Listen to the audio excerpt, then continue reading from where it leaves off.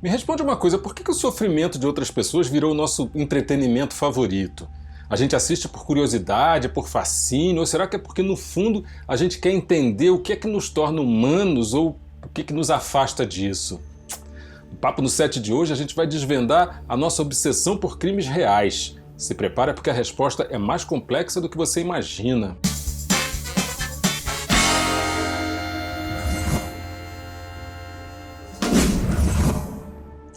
Fala galera do bem, e é isso! Se você já passou horas maratonando documentários como Making a Murderer ou devorando séries como Mindhunter ou Bebê Rena, você faz parte de um fenômeno global. Hoje a gente vai mergulhar fundo para entender por que essas séries e filmes baseados em crimes reais, os chamados True Crime, elas fazem tanto sucesso.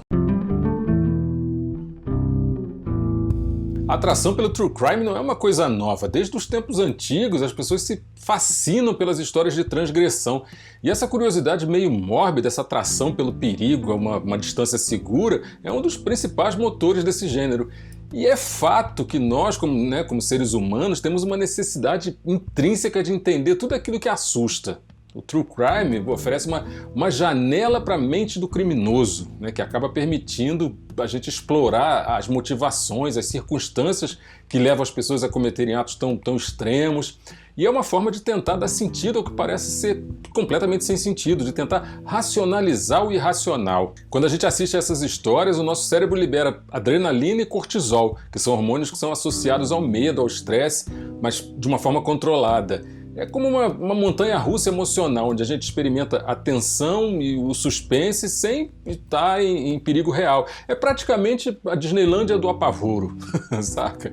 Essa experiência segura, ela dá uma sensação de controle, como se a gente pudesse entender e de alguma forma se proteger, de situações aí parecidas como essa.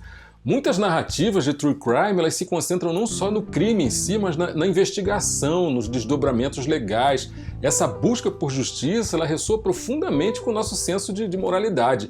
Isso deixa a gente completamente fascinados com a forma como a lei lida com o mal, e tudo isso acaba atraindo a gente para histórias onde a justiça é feita, ou onde ela falha invariavelmente e tal. E a dicotomia entre a justiça e a injustiça é um motor e tanto para as nossas emoções. O sucesso do True Crime, na verdade, do True Crime, ele está sempre diretamente ligado à evolução da forma como a gente anda consumindo conteúdo. A era do streaming ela revolucionou esse gênero e permitiu que as produtoras e as plataformas investissem em projetos com qualidade cinematográfica. Daí as telas, obviamente, se inundaram de filmes e séries que bebem assim descaradamente nessa fonte e movimentam bilhares de doletas anualmente. E não é só isso, o formato de série permite que a história seja contada com profundidade, explorando cada detalhe da investigação, o histórico dos envolvidos, as ramificações do crime. Ao contrário de um filme, que normalmente gira em torno de 90 minutos, uma série de 8, 10 episódios pode construir uma narrativa muito mais complexa e muito mais imersiva, porque com o avanço tecnológico, os produtores têm acesso a uma riqueza de material autêntico e gigantesco. Imagens de arquivo, áudios de interrogatórios, depoimentos das testemunhas e até mesmo diários dos criminosos. E o uso desses elementos tão genuínos aumenta a sensação de realismo, de autenticidade. Séries como Mindhunter e Chernobyl, que apesar de ser sobre um desastre, utiliza a mesma abordagem investigativa, sobem a régua, eleva o nível do True Crime, tratando o gênero com a mesma seriedade, o mesmo cuidado narrativo de um drama de ficção. Trilha sonora, fotografia, atuação de alta qualidade, tudo isso transforma o que seria um simples documentário numa experiência cinematográfica completa. Daí não tem quem resista, A maioria das histórias de True Crime elas têm um mistério no cerne da questão. Por quê, como, quem cometeu o crime?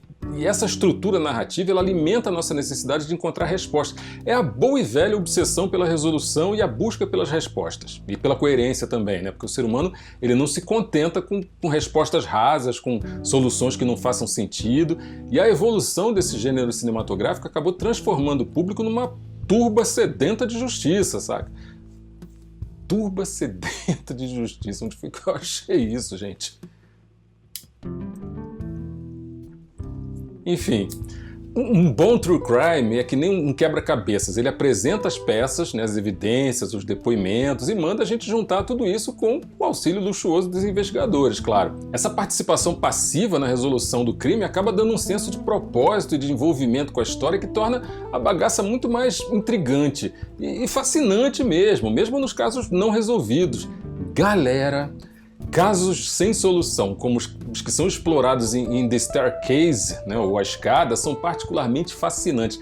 Eles desafiam a gente a pensar, a teorizar, debater sobre o que realmente aconteceu.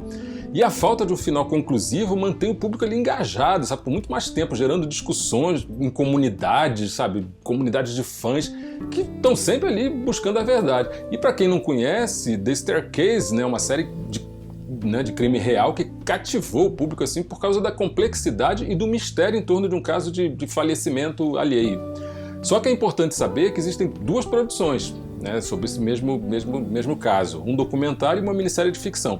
A série é baseada no caso do Michael Patterson, né, que é um famoso escritor de romances, que em 2001 ligou para a polícia para relatar que a esposa dele, a Kathleen Patterson, tinha caído da escada e tinha falecido.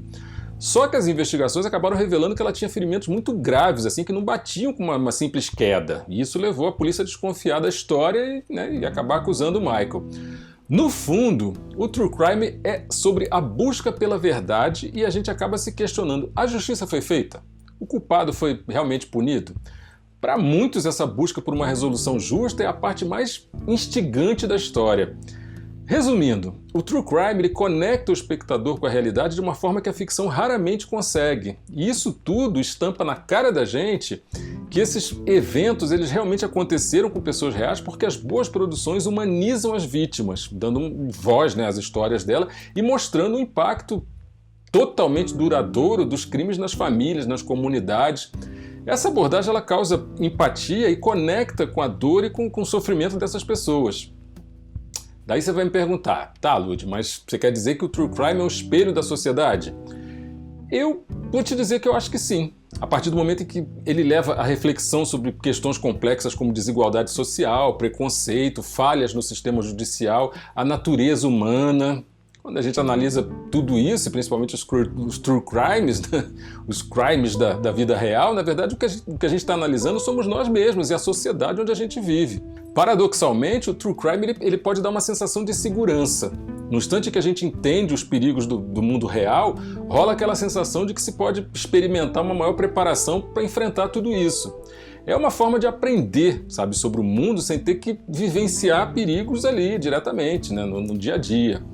Então, da próxima vez que você se encontrar hipnotizado por uma história de crime real, não esquece, não é só sobre o falecimento em si, é sobre a psicologia humana, a busca por justiça, a excelência da narrativa e a nossa própria necessidade de entender o mundo, por mais sombrio que ele seja. E você, por que você gosta de True Crime? Deixa a tua opinião aqui nos comentários e não esquece de me deixar aquele carinho, dá um joinha no vídeo, considera se inscrever no canal se não for inscrito ainda e ativa o sininho para não perder os próximos vídeos. E a gente se vê no próximo set. Corta!